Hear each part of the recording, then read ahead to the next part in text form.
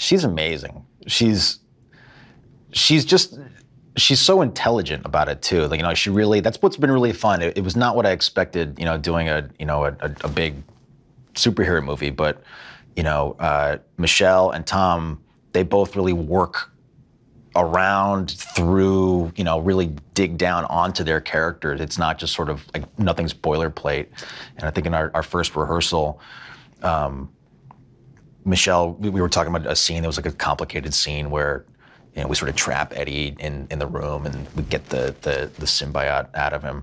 And to me, it was sort of like, wow, this is all like, okay, yeah, I get it. This makes a lot of sense. And she really wanted to really, you know, drill down on it. And I was really impressed that, you know, every single moment was an opportunity to get something, you know, thematic and emotional that speaks to the characters at large over the whole piece. And it's been really fun the last, you know, couple months to do that, you know, with her. And she just really is a great custodian of the character. She's never just sort of passing off a moment just to sort of get through it. Everything, like I said, is an opportunity to really elevate the character and give you more about, you know, what the character's backstory is.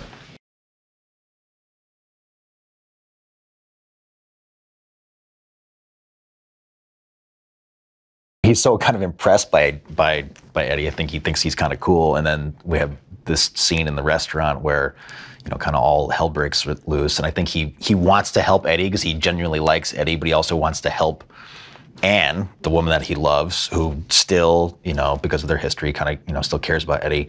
But when he finally sees the alien, I think it's just, his whole world is just shattered. You know, he's a doctor, but he's, you know, he's not a mad scientist by any means. I think he's a very practical, down-to-earth guy, and this just, you know, blows his hair straight back when he sees this alien. And it's kind of a sweet moment. I try to play it like he's like a kid seeing Santa Claus. It's just like, but if Santa Claus was really hideous and could, like, you know, rip your throat out at any second.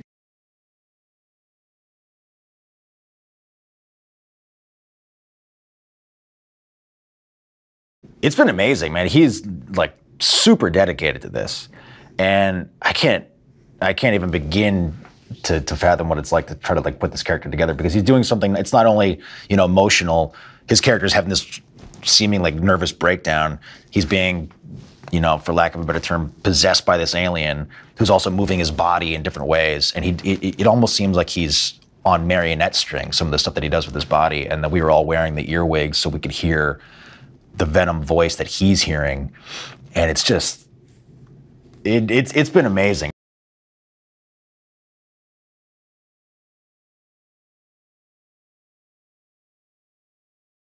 I love Ruben because Ruben is just one of the most chilled out directors and people that you're ever gonna meet. Nothing ruffles that guy. So, I mean, there's a lot going on in this. I mean, he's been prepping this movie forever.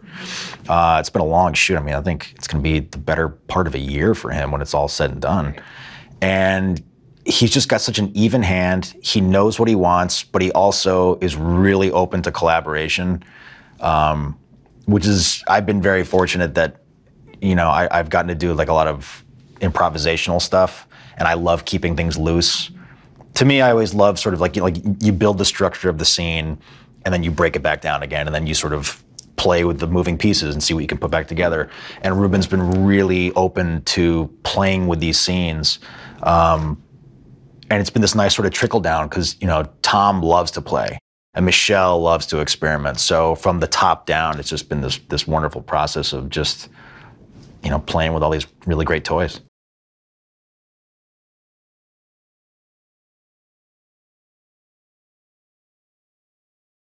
What Venom does that maybe some of the other ones don't get quite right is there's this delicious darkness to it. And that's why the fans love Venom in the first place. And none of that is lost. This movie delivers just all that, like, you know, bone cracking, you know, gaping maw awesomeness that is Venom. So I think people are going to be pretty stoked. Hi, Vale here. Now, staying with the superhero movie theme, did you know that Spider-Man was almost called Flyman? No, I'm not joking.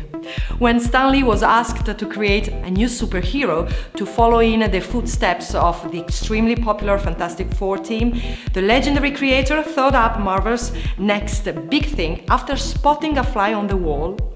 According to Lee himself, that got him thinking about a superhero that could stick to walls.